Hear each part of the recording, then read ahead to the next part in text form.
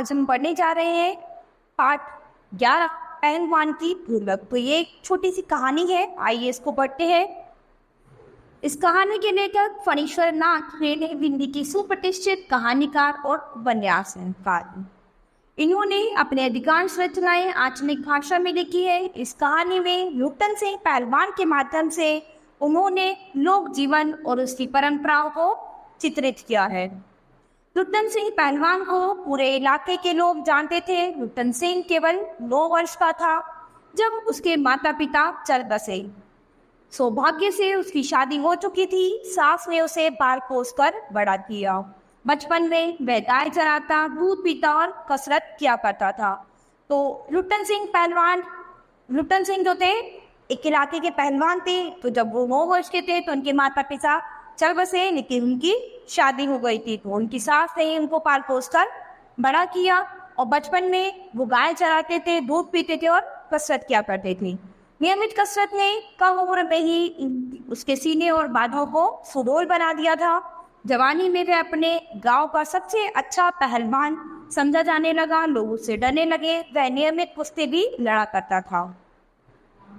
एक बार वह श्यामनगर मेले में दंगल देखने गया था।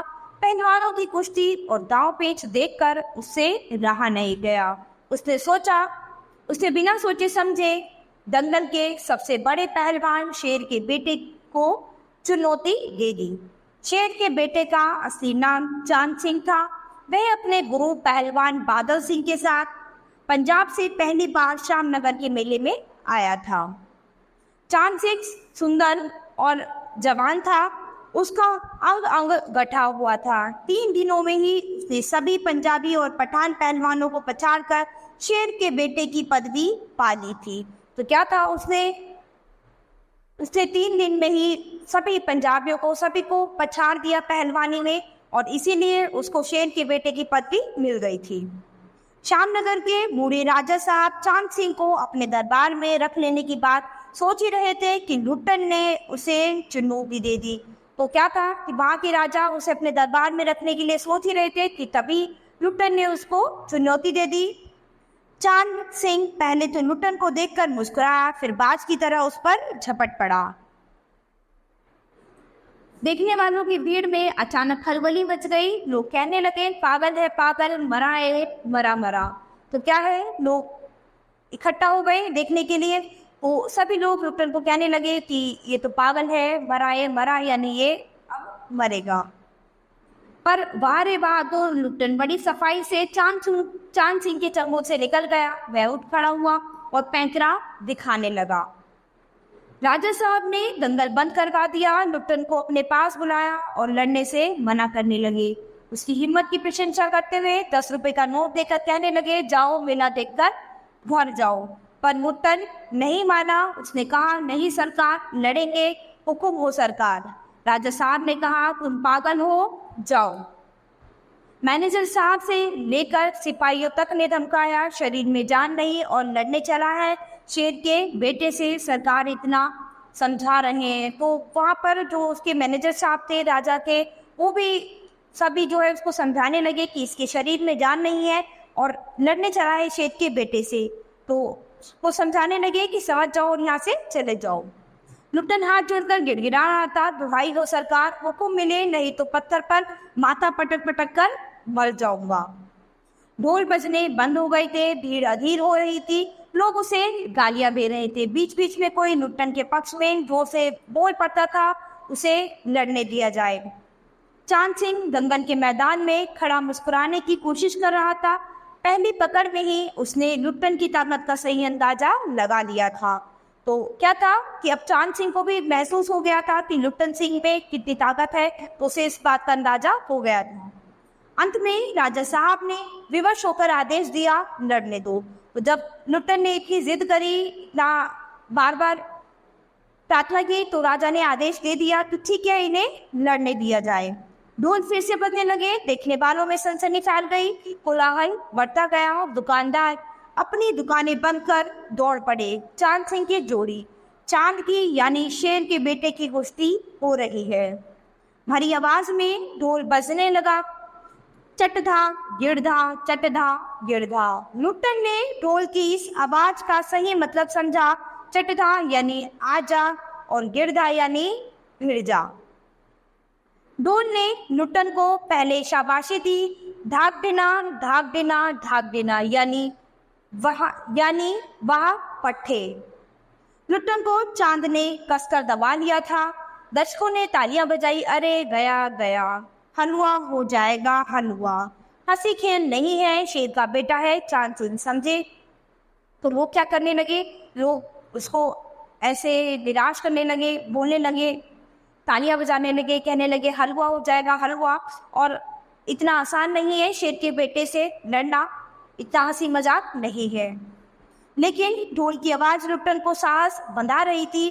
चिटगिरधा, चिटगिरधा, चिटगिरधा यानी मत डरना, मत डरना, मत डरना। तो वो क्या था, वो ढोल की आवाज से प्रेरित हो रहा था। उसे समझ में आ रहा था कि जैसे ही ढोल की आवाज ऐसी कर रही है तो उसको ये करना है। तो उसने अपने आप को अंदर से खुद से प्रेरित किया। लुट्टन की गर्दन में बाहर डालकर चांद सिंह उसे चित करने की कोशिश कर रहा था। बादल सिंह अपने चेले को उकसा रहा था, वहीं दफना दे बहादुर। लुट्टन की आंखें बाहर निकल रही थी, उसका दम फूल रहा था और छाती फटने फटने को हो रही थी। राजमत बहुमत चांद के पक्ष में था। सभी चांद को शाबाशी दे रहे थे लुट्टन की, और कोई नहीं था केवल ढोल की आवाज के। तो लुट्टन की ओर और कोई भी नहीं था, केवल ढोल। ढोल की आवाज उसके साथ थी, बाकी सभी लोग जो है चांद सिंह के साथ थे। ढोल की आवाज पर मैं अपनी ताकत और दाव पेच की परीक्षा ले रहा था, अपने जोश को बढ़ा रहा था। अचानक ढोल की एक पतली बात लुट्टन को सुनाई पड़ी, भाग देना, तिरकट देना, भाग देना, तिरकट देना। लुट्टन को साफ साफ सुनाई पड़ी। ढोल कह रहा था, दाव काटो बाहर हो जाओ, दाव काटो बाहर हो जाओ। तो वो ढोल की आवाज से प्रेरित हो रहा था कि ढोल उसको कुछ कहना चाह रहा है। तो इसी तरह से वो ढोल की आवाज पर अपने आप को प्रेरित करता रहा। लोग एकदम चकित रह गए। लुट्टन दाव काट कर बाहर निकला और लपट कर चांद की गर्दन पकड़ ली। अब जनमत बदल रहा था। लोगों ने लुट्टन को शाबाशी दी, बाहर है माटी के शेर। तो क्या था, अब लोग सब लुट्टन को शाबाशी देने लगे क्योंकि लुट्टन जीत गया था। सबने कहा बाहर है माटी के शेर। लुट्टन ने चालाकी से दाव बदला और जोर लगा चांद को जमीन पर दे मारा। ढोल ने तुरंत अपना ताल दिया। अब आवाज आ रही थी, धिक देना, धिक देना, मतलब चित करो, चित करो। लुट्टन ने पूरा जोर लगाया। चांद सिंह चारों खाने चित हो गया। ढोल ने लुट्टन की बहादुरी को इस आवाज में सराहा, धा गिर गिर, धा गिर गिर, धा गिर गिर, वाह बहादुर, वाह बहादुर, वाह बहादुर। तो अब ढोल ने भी लुट्टन को शाबाशी दी कि वाह बहादुर करके ढोल ने भी लुट्टन को शाबाशी देनी शुरू करी। लुट्टन की जीत पर तरह तरह के जय जयकार से आकाश गूंज उठा। लुट्टन कूदता फादता, ताल ठोकता सबसे पहले ढोल बजाने वालों की ओर दौड़ा और ढोलों को आदर से प्रणाम किया। फिर दौड़कर उसने राजा साहब को गोद में उठा लिया। राजा साहब के कपड़े धूल से सन गए। मैनेजर साहब चिल्लाए, जीते रहो बहादुर, जीते रहो। तो अभी क्या था कि सब उसकी बहुत प्रशंसा कर रहे थे और लुट्टन से खुश हो रहे थे। तुमने मिट्टी की लाज रख ली। तो अभी सब उसको यही कह रहे थे कि आज तुमने अपनी मिट्टी की लाज रख ली है। उसी दिन से लुट्टन सिंह पहलवान का नाम दूर दूर तक फैल गया। अच्छे भोजन और कसरत के साथ राजा साहब के प्रेम ने उसके नाम में 4 चांद लगा दिए। तो तब से क्या है, लुट्टन को सब जानने लगे, सब लुट्टन की वाहवाही करने लगे और राजा साहब के दरबार में उसका नाम बहुत ही फैल गया। कुछ ही साल में उसे एक एक कर सभी नामी पहलवानों को हरा दिया। काला खां पहलवान के बारे में मशहूर था कि वह जैसे ही लंगोट लगाकर आली कहकर अपने विरोधी पर टूटा, विरोधी पहलवान को लक्का मार जाता। तो एक और पहलवान था जो जिसका नाम क्या था, काला खां। तो वो किस लिए प्रसिद्ध था कि जब भी वो लंगोट लगाकर आली कहकर अपने विरोधी पर टूटता था तो उस पहलवान को हमेशा लक्का मार जाता था। लेकिन लुट्टन ने उसे हराकर लोगों की धारणा को गलत साबित कर दिया। उसके बाद किसी पहलवान ने उसे कोई भी चुनौती नहीं दी। तो क्या था कि धीरे धीरे लुट्टन ने जितने भी पहलवान थे सबको चुनौती देकर सभी को हरा दिया और लुट्टन जो था वो मशहूर हो गया था। अब लुट्टन राज दरबार में देखने भर का पहलवान रह गया था।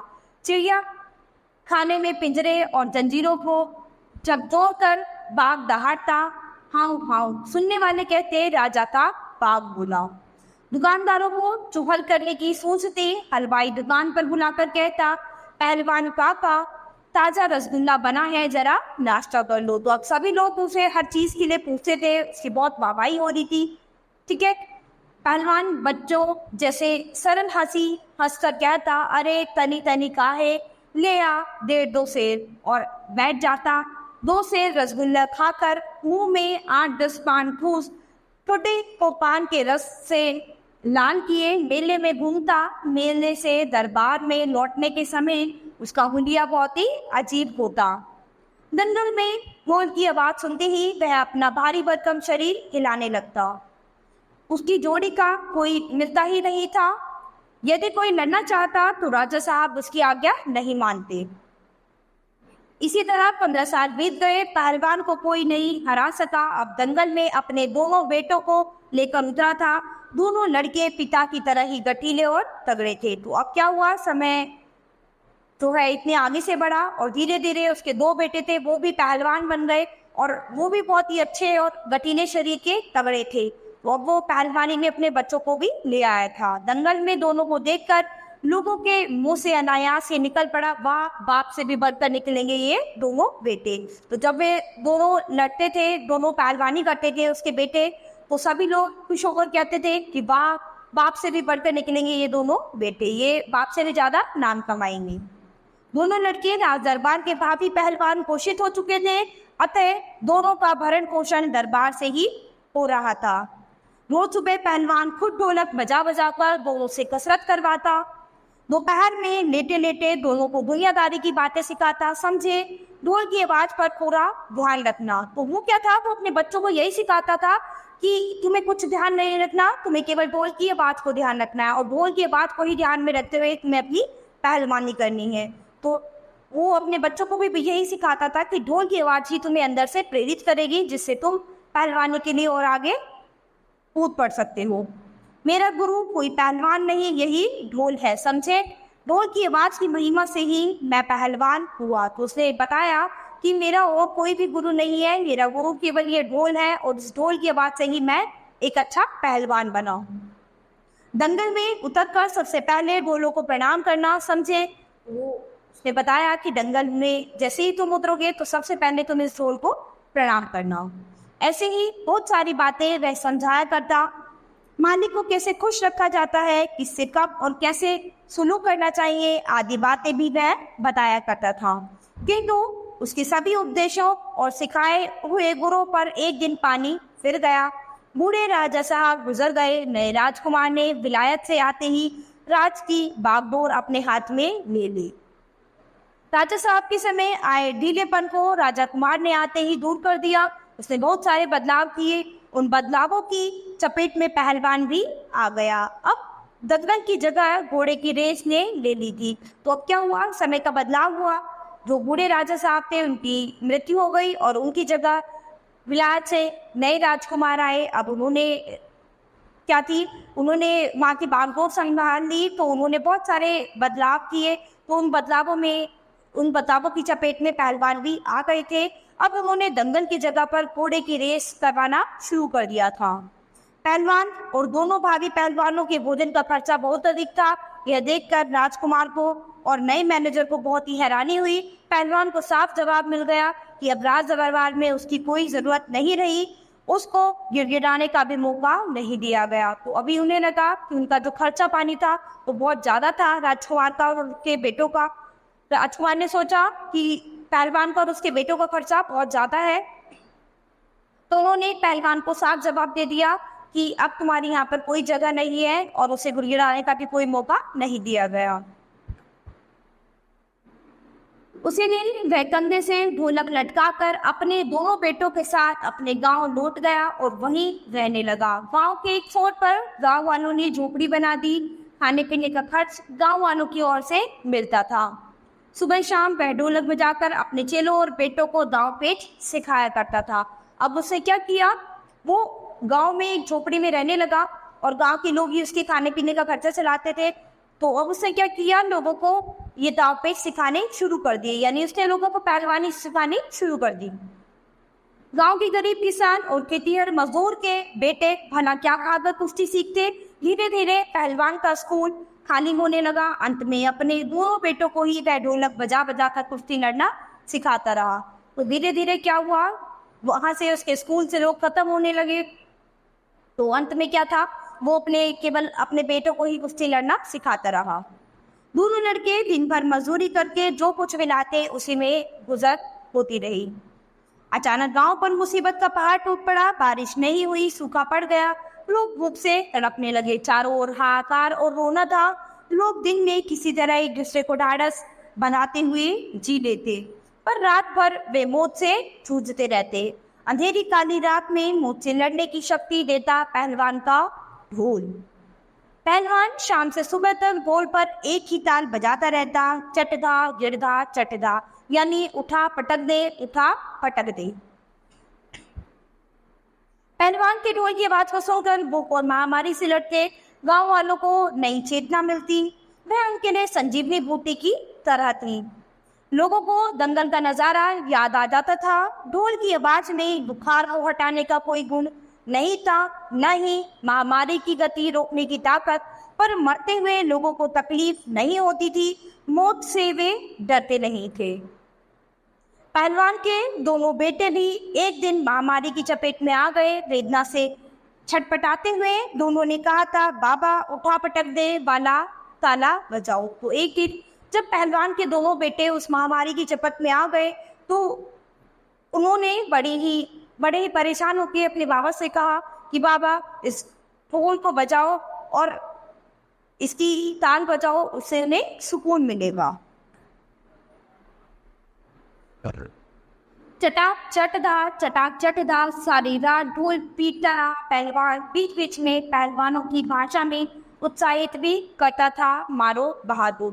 तो क्या था, वो पूरी रात ढोल बजाता रहा और अपने बच्चों को क्या है, एक तसल्ली देता रहा।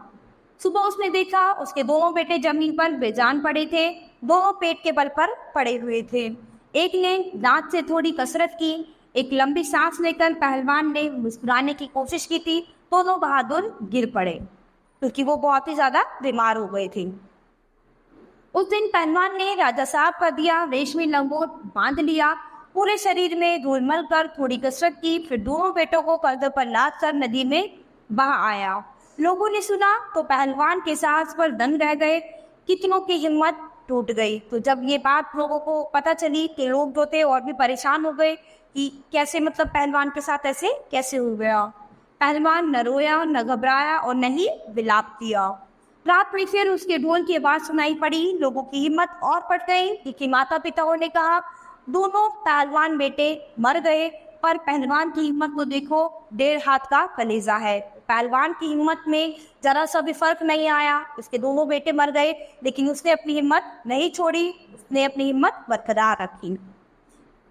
4-5 दिनों के बाद एक रात ढोल की आवाज नहीं सुनाई पड़ी, ढोलक नहीं बोली। तो क्या था कि फिर 4-5 दिनों के बाद एक रात क्या हुआ कि ढोलक की आवाज नहीं सुनाई पड़ी, तो ढोलक जो थी एकदम बंद हो गई।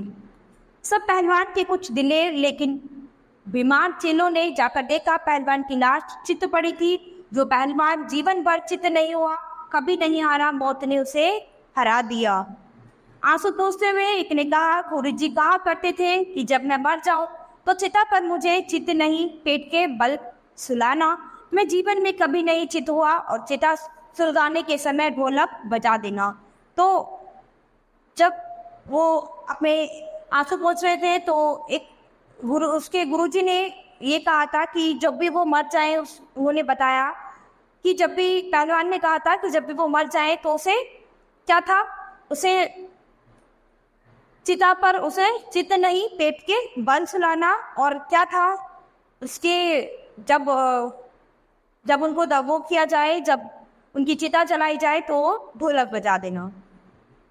पहलवान को गुजरे हुए आज 50 साल हो गए, पर आज भी गांव वाले पहलवान को याद करते हैं जब भी वे दुखी, बीमार या लाचार होते हैं। पहलवान की ढोलक की आवाज को सुनने की कोशिश करते हैं। तो क्या था, पहलवान की ढोलक की आवाज़ में बहुत ही ताकत थी। इससे क्या है, लोगों को बहुत ही सांत्वना मिलती थी, तसल्ली मिलती थी कि लोग आज भी उस पहलवान को याद करते हैं जिसने कभी भी हिम्मत नहीं हारी। और एक चित वो क्या था, अपने उसमें उसके अंदर बहुत ही ज़्यादा दृढ़ संकल्प था जिससे वो कभी भी इसने हार नहीं मानी। तो हमें अपने जीवन में क्या करना चाहिए, कभी किसी चीज़ को लेकर हार नहीं माननी चाहिए। जीवन मृत्यु एक हर चीज़ का पहलू है, हर व्यक्ति आया है, हर व्यक्ति को जाना है एक दिन दुनिया से। तो क्या है, हमें एकदम चित होकर अपने हर दृढ़ संकल्प को पूरा करना चाहिए। तो बच्चों, ये पाठ हमारा यहीं खत्म होता है। अब हम अपनी नई क्लास में मिलेंगे अपने नए पाठ के साथ।